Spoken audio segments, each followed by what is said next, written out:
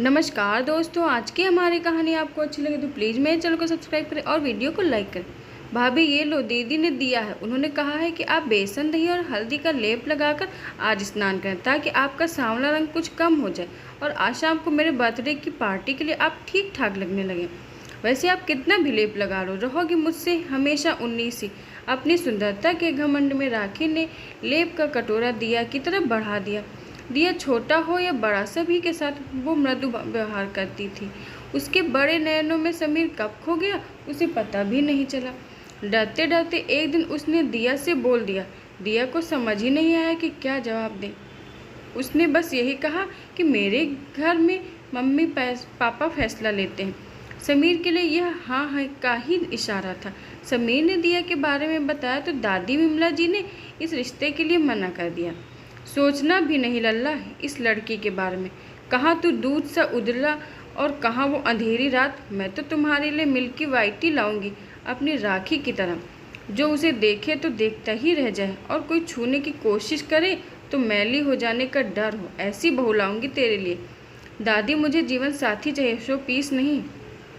मुझे ऐसी लड़की चाहिए जो लोगों की आंखों में नहीं बल्कि दिल में बस जाए, जिसके व्यवहार में अपनापन और सादगी हो, सुंदरता रंग में नहीं सीरत में हो, जो मेरे साथ समय बिताए, ना कि अपने आप को निहारने के लिए दर्पण के आगे घंटों बैठी रहे, जैसे आपकी यह राखी बैठी रहती।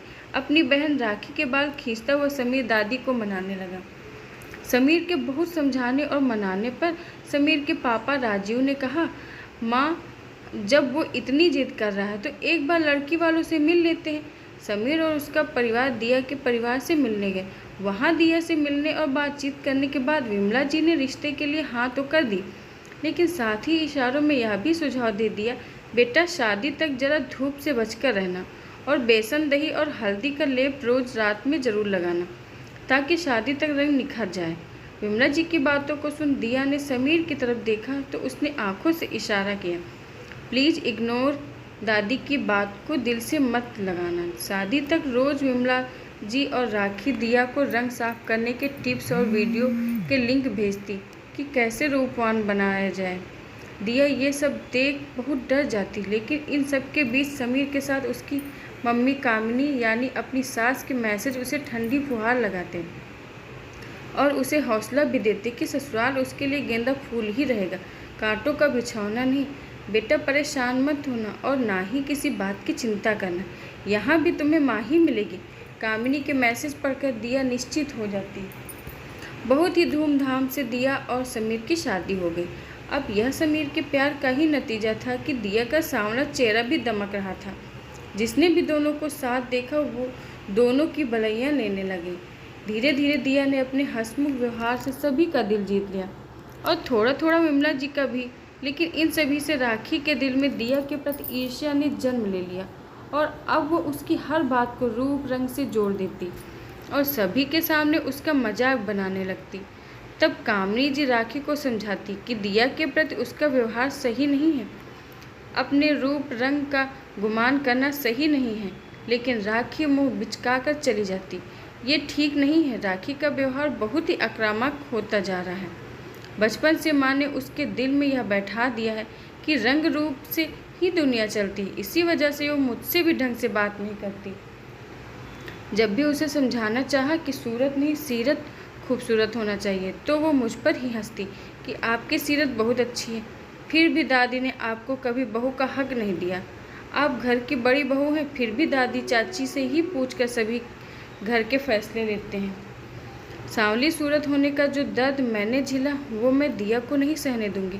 मैं हमेशा उसकी ढाल बनूंगी। एक माँ होने के नाते मुझे डर दिया से ज़्यादा राखी के लिए लगता है। उसका गुरूर कहीं उसकी ज़िंदगी न बर्बाद करते, जैसे राधिका जिज्जी ने कर लिया।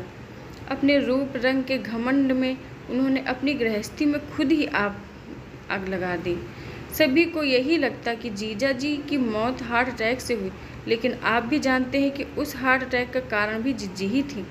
घर में आए दिन कलह, काम को लेकर उनका अपनी सास और ननद से तू मैं और हमेशा जीजा जी को सबके सामने बेइज्जत करना उन्हें अवसाद में ले गया और एक दिन उनके कलह को वो बर्दाश्त नहीं कर पाए और मैं नहीं चाहती कि राखी के साथ भी। कामिनी बोलते बोलते कांप गई।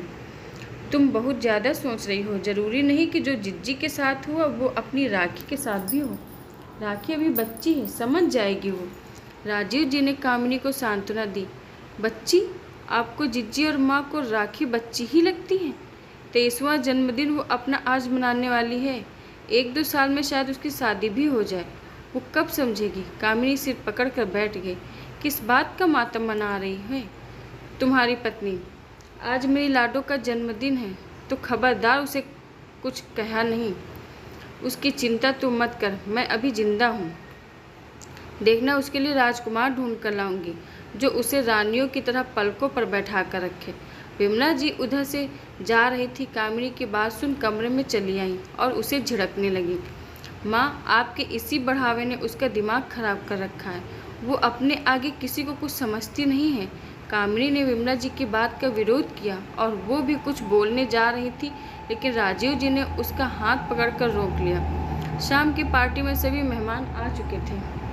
पिंक गाउन और डायमंड नेकलेस पहने राखी परी लग रही थी।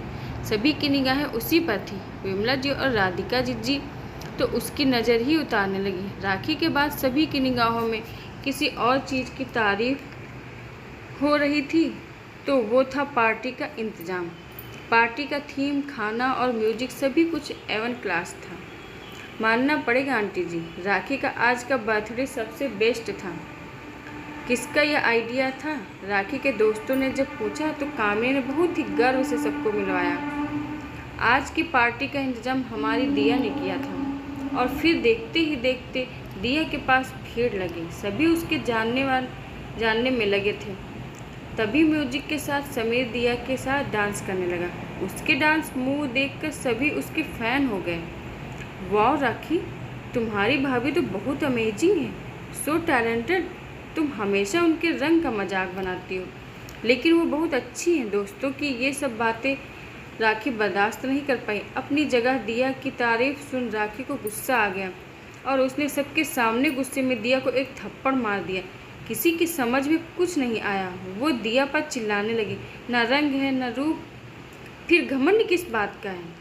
भैया को भी न जाने क्या दिखा तुम जैसी सांवली लड़की में। मम्मी की तरह ही तुम भी मिसफिट हो फैमिली में।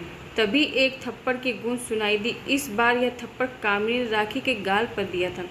कामिनी की इस हरकत पर विमला जी और राधिका जी कुछ बोलने के लिए मुंह खोलने ही वाली थी कि कामिनी की रौबदार आवाज़ से वो अपनी ही जगह पर ठिठक गई। बस माँ, अब और नहीं, अब एक और शब्द नहीं जिज्जी। आप लोगों की ही शह का नतीजा है जो यह रूप रंग को ही सब कुछ मानती है। आज इसने दिया पर नहीं मुझ पर थप्पड़ मारा है, मेरी कोख पर मारा है। फिर राखी की तरफ देखते हुए कहा, सच तो यह है कि यह थप्पड़ तुमने दिया को नहीं, खुद के ईगो पर मारा है। तुम्हारी सिर्फ चमड़ी गोरी है, लेकिन तुम्हारी आत्मा और दिल दोनों ही काला है। तुमसे बर्दाश्त नहीं हो रहा था कि कोई कैसे दिया की तारीफ कर सकता है। तुम अपने आगे सबको तुच्छ समझती हो।